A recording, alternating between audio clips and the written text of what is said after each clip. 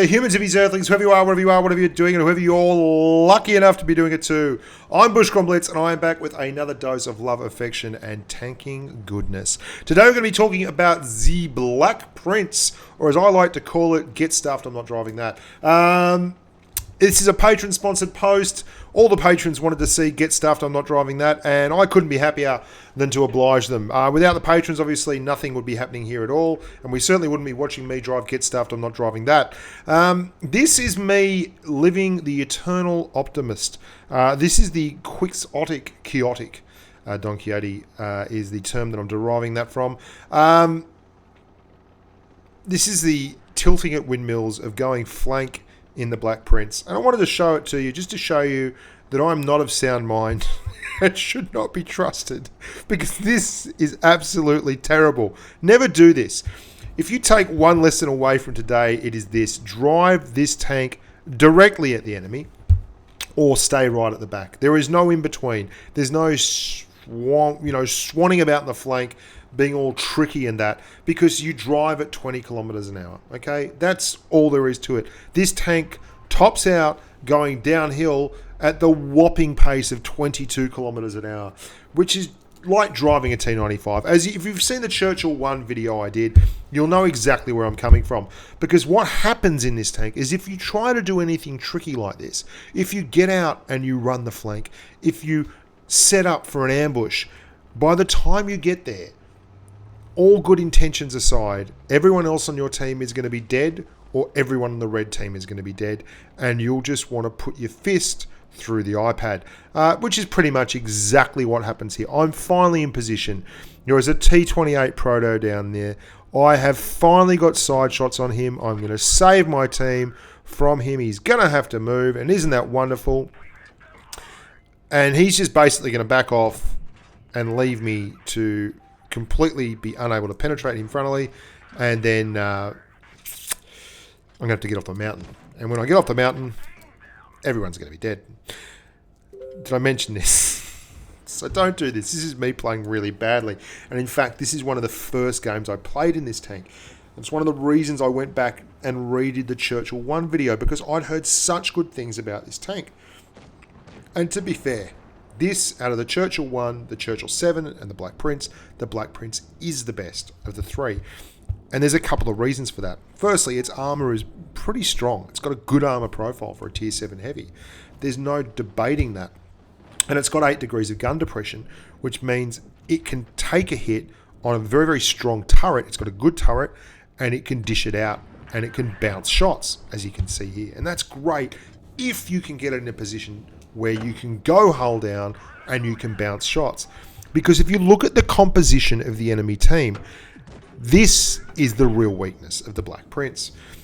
At the moment, Tier 7 is overrun by mediums and lights. It has become the new cesspit of Blitz. It used to be Tier 8, and you can see here, I've had to turn around because there is now a T-3485 directly behind me. And look at me turn. If it looks like I'm turning quite slowly, it's because I am. I'm doing 17 degrees of traverse and a whopping 20 degrees of turret traverse, which is phenomenally bad in any tank, but especially bad when you're trying to come to grips with guys that just will not bloody well sit still. The majority of your time in Tier 7 is going to be fighting tanks like that Dragon, the madly infuriating Helsing that is more than quick enough to get out there and about, and is driven by louts who just basically spam APCR and go for the high ceiling, low floor tanking style that is the Helsing. It can be really frustrating. LTTBs, SP1Cs, all these tanks can leave you dead. And the problem is at Tier 7, you're starting to get some people who can really play the game. You're starting to see people who have the ability to put good mechanics to use and exploit your startling lack of mobility. I mean, 20 kilometers an hour as a top speed. That's so bad. And you can see here the good parts of the tank. Obviously, the turret is working here. That's wonderful. The real issue is this tank excels in these kind of fights. This is a corridor fight. This is the fight where they have to come to you. But that's not a common thing. In nearly all these videos, you're going to see I'm at the back of the pack. And quite often, that's after the pack has stopped and killed most of the other team, and there's just a few scraps left for me to pick up. And it's one of the reasons why I had a tremendous win rate in this tank, because, you know, I know how to drive the bloody thing, but I had horrifically low damage because it was either 2k in a... I mean, look at this. I'm at the back of the team. We are on Mirage. Everyone is pushed. And their team, as usual, has 3 mediums and a light tank, as well as 2 tier 8 heavies, IS-3 and an IS-3 defender. So you're facing really tough tanks all the time. And you don't have a lot of choice. I've got to turn here. I have to turn and get involved, because if I don't, I won't be able to face them with the strongest part of my tank's armor, the front, and I certainly will get flogged doing it. And it's a tough enough customer. But you'll see how easily these guys go around me. Like, they're pushing up on me, and they're going to pay for every time they push up, and that's great. But you don't have the big alpha damage that you might be able to do intimidating shots with. And look at it. It's just, good God. I'm surrounded. There's tanks all over me.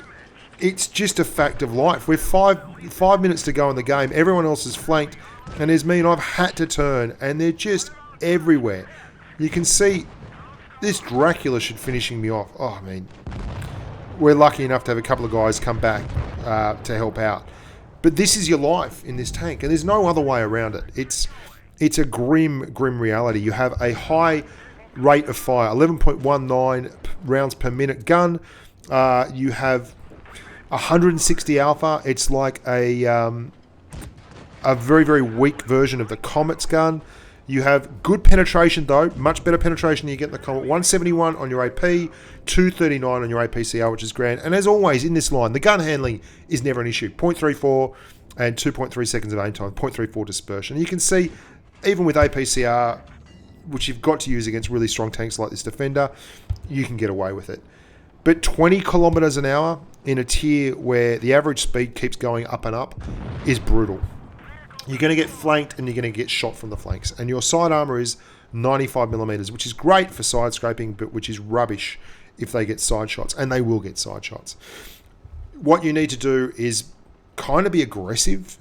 You've got to watch out. You can't go flanks. If there's any risk of you being spotted early and exposed to TDs with your side armor, you can't take it, because you will be spotted and absolutely smashed. You have to really let the enemy choose the battlefield, and then you try and win it. And that's always been the issue with heavies, when you're facing guys who are in good tanks that go fast and know how to drive. And I wish it was another way. I wish the game was different at times. And I wish, if wishes, you know, is as useless as rocking horse poop. I mean, it's just not, it doesn't exist. The game that we're talking about existed once upon a time, and it just doesn't exist anymore. And you can see this Nameless is going to push up, and you've got good DPM for a heavy, right? You'll get 1800 DPM out of this before you whack on your rammer and your vents and your double rations and all that kind of things. And that's good DPM for a heavy, and it'll move the line back when they get stuck into you, because it always surprises how quickly these British tanks can spitfire out DPM. But for all that, you're constantly seeing tier 8, and you're constantly seeing big alpha guns. If the Churchill and the Black Prince and the Churchill 1 and all that had big alpha guns, I think they might actually work, because they'd be intimidating. As it is, a medium or a light will come in screaming at you and take one shot for 160 and then not get hit again as they COD you and tear you apart 1,000 cuts. It's like death by 1,000 cuts. So the only good part about this tank that I could really find was that on the other side of it is the Carnarvon, and I think that's a glorious tank. And you're going to see what I mean here. It's really quite tough. The Nameless is going to put another one into me. I'm side scraping here. I'm just trying to make sure that I can get shots into this IS-3, and then I'm going to side scrape back, and the Nameless is there, so I've got to push forward and turn, and I've just basically got to try and DPM this IS-3 down. That's good, because he's got 4 rounds at 400 alpha, so I know he's only got 1600 alpha, and I'm giving him a side scraping angle there and angling the gun and making it tough for him to pen and just trying to get him on the tracks. And this is good. This is what the tank does well. If people try and hit point trade with it, it'll eat them alive. it's a great tank for that. But not many people do. Not many people stay in front of the gun. Not many people who can play would give you that kind of opportunity. So you're very much unable to dictate the terms of the fight. And if you can't dictate the terms of the engagement, if you can't dictate the pace and the location, then you're in big strife. Because the Black Prince really doesn't have the mobility that it should have to survive in a tier absolutely chock full of monstrously fast and mobile and well camouflaged and very, very strong DPM rating tanks. I wish it was otherwise, boys and girls, but I just don't think it's a very good tank these days. I think it's a tank that's a dinosaur, it's a bygone era, and it's been bypassed. And if you're wondering where the Churchill 7 review is, I couldn't bring myself to do it at the same time as the Churchill 1 and the Black Prince reviews because I just hate the tank so much. There you go. 20 kilometers an hour is a top speed. Battle's either dead and done or you're dead and done by the time you get there. I'm Bushka on Blitz. Thank you for watching, humans. There will be more gameplays and tanks and good stuff coming now that I've got through this little hiccup of anger management. Look after yourselves out there. Stay safe on the battlefield. Look after your families. And bye for now.